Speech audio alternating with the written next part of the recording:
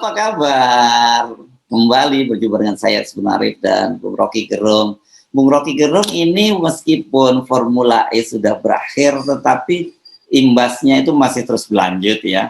Dan kita pahami ini karena apa? Ada lanjutan setelah ini saya kira kontestasi Pilpres 2024 gitu. Dan bagaimanapun juga itu kemarin Anies Baswedan memetik poin penuh lah dari Formula E ya. Iya, karena akhirnya orang nggak peduli lagi siapa menang dalam Formula E itu. Ya. Dan kompetisi berikutnya pindah kemana nggak penting, karena yang lebih penting adalah foto Anies bersama Puan. Kira-kira begitu kan. Jadi seluruh sifat politik akhirnya kita baca di situ. Dan PAN yang mau membeli tiket mungkin nggak jadi juga. Ya. Karena sebagai isu dia hilang aja tuh. Begitu foto itu muncul, bahkan soal Presiden Jokowi datang nggak penting, orang mulai melihat Puan dan Anies, atau Anies dan Puan yang kalau disingkat jadi Ampun. Anies dan Mbak Puan. Anies Mbak Ampun. Iya, saya mau singkatin begitu aja supaya gampang. Oke, pokoknya tetap kita kasih tahu syaratnya bahwa kalau mau didukung oleh kita, oleh FNN, harus 0% dulu. Selama itu nggak ada 0%, Anies juga nggak akan kita dukung, gitu ya, Bung Rocky? Iya dong, itu mesti clear pada Anies bahwa jangan nunggangi sesuatu yang tidak disukai oleh etika politik gitu. Dan 0% itu adalah syarat supaya kita dukung. Kalau enggak ya dari sekarang kita ampun-ampunkan aja tuh. Oke, tapi kita balik ke Formula E. Ternyata luar biasa angkanya. Saya kira ini statistiknya sulit dibantahkan karena masuk ke Ancol itu kan memang terkalkulasi dengan baik gitu ya. Dari target 22.000 penonton itu ternyata kemarin penontonnya sampai 60 ribuan gitu ya. Dan memang tidak semua masuk yang di arena sirkuit, ada yang banyak nonton dari layar besar di Ancol gitu. Ini artinya angkanya hampir sama dengan Mandalika ya. Mandalika waktu 62.000 gitu. Dan kemudian ada pujian memang kepada Anies dari pendiri dari co-founder Formula E gitu, bahwa ini sukses luar biasa itu berkat kepemimpinan Anies dan sebagainya. Tapi yang menarik adalah pertempuran di kalangan buzzer nih. Dan ini sebenarnya kenapa kita bahas buzzer, karena soal pembelahannya. Ini saya baca ada satu selebriti ya namanya, ini Feni Rose gitu ya. Rupanya dia mencuit berkaitan dengan masa depan energi yang go green, dan dia pro pada balapan ini, dan kemudian dia tiba-tiba disebut sebagai Kadrunwati. ini menarik juga. Tiba-tiba muncul semacam ini, masih aja yang begini-begini. Ya akhirnya kecemburuan timbul karena nama Anies ya langsung melejit. Jadi sebetulnya kita cuma bisa membayangkan ya orang-orang yang terbelah di bawah itu kan hasil ikutan-ikutan terbelah di atas itu. Tapi kita gembira-gembira aja kalau pembelahannya di atas elit ya kita senang. Yang bahaya kalau rakyat ikut terbelah. Jadi fenomena Anies Baswedan itu di media sosial maupun di survei tinggi sekali. Yang harus dihitung Anies adalah tingginya itu bisa tiba-tiba hancur karena soal threshold aja dan nggak dapat partai. Jadi pasti harga Anies itu dia jadi blue chip langsung tuh dalam pasar politik tuh. Nah semua ngincer itu dan semua ingin masuk dalam perebutan Anies. Tetapi banyak juga partai yang ingin mengundang Anies hanya untuk dapat setoran awal. Kan itu bahayanya kan. Dan itu akibat dari Anies nggak punya pet, nggak punya grip, nggak punya partai yang bisa langsung menjamin. Lain kalau 0%, Anies bisa katakan ya oke, saya bisa pilih sendiri kok. Kalau sekarang Anies terpaksa udah sebenarnya paruh di ijon dengan menaikkan elektabilitasnya, dia di ijon juga. Sementara dia nggak tahu bagaimana caranya supaya dia dapat jaminan bahwa dia tidak sekedar dipermainkan sebagai harga saham yang digoreng-goreng. Ini juga bubble juga kan kalau harga saham kan. Jadi Anies dibubble-kan supaya banyak investor yang ngincer dia. Padahal sebetulnya di ujung itu udah ada desain untuk sekedar ya Anies boleh tapi dia pasti rentan karena dukungan tidak diperoleh secara langsung dari partai. Nah itu pentingnya Anies juga kampanyekan lagi, ikut berkampanye dengan kita soal 0%. Kan itu intinya kan sama-sama Pak Lanyala, DPD yang bahkan sekarang DPD-nya sendiri mengajukan judicial review, bukan sekedar anggota DPD, tapi DPD sebagai lembaga. Jadi akan terjadi semacam ketegangan antar lembaga sebetulnya. Nah, bagian itu juga akan harus jadi faktor untuk melihat di mana Anies berpihak kalau terjadi ketegangan antar lembaga. Jadi itu yang harusnya memperkuat moral Anies Baswedan. Itu bacaan saya. Jadi pintu masuk pertama udah terlihat tanpa disurvei di pintu masuk Ancol. Pintu masuk Ancol itu bukti bahwa Anies itu blue chip. Sebagai saham dia blue chip. Oke. Tetapi saham unggulan gitu. Ya, saham unggulan. Tetapi karena dia ini namanya fundamentalnya, basis fundamentalnya nggak kuat. Gitu ya. Dia ini rawan untuk digoreng sana dan goreng sini, dan namanya saham ya, sangat fluktuatif. Ini begitu ada sentimen negatif sedikit itu bisa langsung anjlok kan gitu ya. Nah, itu bahayanya. Jadi Anies masih fragile, masih rapuh di situ ya. Karena fundamentalnya nggak kuat. Dia kuat di teknikal aja, dan teknikal itu bisa disapu oleh permainan short termis, mereka yang pasang uang untuk cari gain sesaat. Itu saya kira sumbangan pikiran kita buat Anies supaya hati-hati. Ya. Nah, lepas dari itu tetap publik Jakarta menganggap persaingan antara Erick Thohir dan Anies dimenangkan oleh Anies. Maka kalangan Thohiris harusnya mengevaluasi kemampuan Erick Thohir memelihara tim suksesnya itu, termasuk juru-juru bicaranya yang banyak ngaco lah, yang nggak punya konsep tapi sekedar ngomel, marah-marah tuh, membuli orang, itu kan begitu kan. Kan kontras betul kan. Erick Thohir kadang-kala Erick datang dengan kesantunan, tapi buzzer-buzzernya ini itu betul-betul brutal. Itu itu juga yang menyebabkan akhirnya mungkin Pak Jokowi menganggap ya mending saya permainkan sedikit saudara Erick Thohir di depan Anies. Erick Thohir mulai kecewa. Nah, itu Erick Thohir mulai merambah partai lain. Mungkin dia lagi incer PAN atau incer PKB segala macam, ya udah itu biarkan urusan mereka lah. Urusan kita adalah soal 0%. Oke, ini saya ingin meng-highlight tadi ya pernyataan Anda bahwa sebenarnya di atas ini meskipun tetap ada pembelahan ini, terutama yang paling kita lihat adalah kubu Pak Jokowi dan kubu Bu Mega gitu, yang kelihatannya agak susah ini untuk ditemunya. Tetapi sebenarnya para elit itu sudah mulai bermanuver dan kemudian juga bermain-main di antara mereka gitu ya, dan mereka bisa bicara kok gitu. Kalau soal tawar-menawar politik bisa bicara, tapi yang nggak bisa itu yang di bawah ini gitu.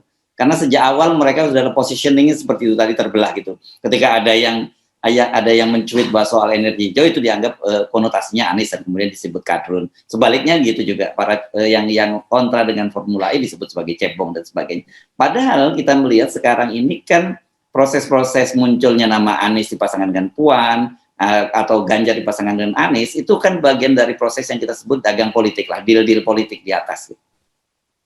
Itu pentingnya, itu bagus betul topografi yang dibuat Hersu hari ini. Jadi ada 3 lapis. Lapis pertama, lapis elit yang memang tak terhindarkan, terutama konfrontasi antara 2 tokoh besar politik Indonesia, Ibu Mega dan Pak Jokowi. Itu kelihatannya udah final, nggak mungkin lagi ada semacam dinding yang semi permeable, yang osmosisnya bisa berlangsung antara Megawati dan Jokowi. Jadi kita pakai prinsip kimia aja, dia nggak bisa bercampur lagi. The chemistry doesn't mix, itu pertama. Jadi lapisan yang kita tahu itu konfrontasi akan berlanjut terus. Lapisan kedua, ini lapisan tadi yang disebut maklar politik yang berupaya untuk goreng-goreng sahamnya Anies, sahamnya Ganjar digoreng-goreng. Ini betul-betul transaksi kasar, transaksi uang. Kalau dia mau bagus, mestinya transaksi berdasarkan prinsip demokrasi, 0% dulu gitu. Jadi ini kekacauan akan dimulai di lapisan kedua itu, lapisan yang akan mengikuti naluri-naluri material dari para maklar. Nah, di situ Anies akan digoreng, Ganjar digoreng segala macam. Itu biarin aja juga. Yang bahaya kalau lapisan ketiga tadi ikut di dalam kekacauan itu tuh, yaitu rakyat. Dan itu yang mesti kita hidupkan sebetulnya, harapan bahwa kalau masyarakat sipil, jurnalis dan akademisi itu kuat di bawah, maka biarkan bangsa ini berantakan di atas, yang di bawah nggak tersentuh kan. Karena itu saya sering katakan, saya gembira aja lihat perkelahian elit sebagai tanda bahwa kalau elitnya punah karena perkelahian, maka bangsa ini selamat. Kan itu intinya kan.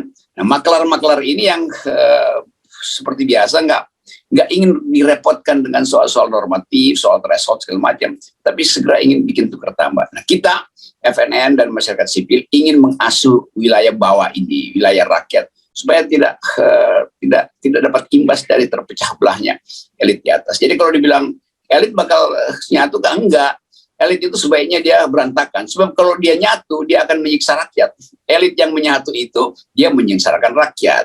Jadi itu pentingnya kita kompori elitnya berantakan. Jadi KIB itu bagian dari Koalisi Indonesia Berantakan. Dan tanda-tandanya itu sebenarnya menurut saya cukup kuat kok. Bahwa mereka ini sebenarnya saya sebutkan sebagai kawin paksa gitu ya. Namanya kawin paksa itu nanti ketika yang memaksa kira-kira posisinya lemah kan mereka juga bubar, atau mereka sebenarnya udah berantem sendiri di dalam kan. Ya itu kawin paksa karena saling incer mahar doang. Oke. Nah, tapi paling penting saya kira kita perlu perluas ya percakapan itu, Bung Rocky. Jangan hanya seputar Ganjar, seputar Anies, kemudian seputar Puan dan sebagainya. Karena saya kira nanti kalau kita hanya berkutat di sekitar itu, kita juga terjebak pada framing yang dibuat oleh para lembaga survei yang itu bagian dari kebanyakan dari tentu saja kepentingan oligarki. Iya, FNN nggak akan masuk dalam putaran itu. Ya. Kita tetap akan mengajak juga para jurnalis dan kekuatan masyarakat sipil untuk fokus pada basis pertama dari demokrasi, itu kedaulatan rakyat. Dan kedaulatan itu harus dijaminkan pada sistem pemilu yang kompetitif. Nah, kompetitif artinya tidak boleh ada barrier to entry dan segala macam itu. Ya, permainan uang itu menjadi masalah karena thresholdnya dipasang 20%. Dan jadi sinyal ini yang mesti kita bawa juga ke kampus supaya rektor-rektor ini paham bahwa keadaan kita bukan sekedar dua lapis di atas konfrontasi elit dan maklar politik, tapi basis demokrasi kita tuh yang di dalamnya ada sejarah panjang bagaimana kita berjuang supaya keadilan itu didasarkan pada kehendak rakyat, bukan sekedar transaksi elit. Nah, ini yang wacana ini yang hilang. Para rektor juga atau mahasiswa, sebagian mahasiswa mengerti ini, dan rektor harusnya universitas ada di dalam posisi oposisi itu. Nah, yang saya senang adalah pikiran dari Pak Asumardi Asra yang menganggap pers harus kembali menjadi mitra kritis pemerintah atau kekuasaan. Dengan kata lain, Pak Asumardi Asra mengintip dengan baik bahwa potensi pers untuk memfokuskan pada transaksi itu berbahaya. Jadi fokus kembali pada demokrasi itu.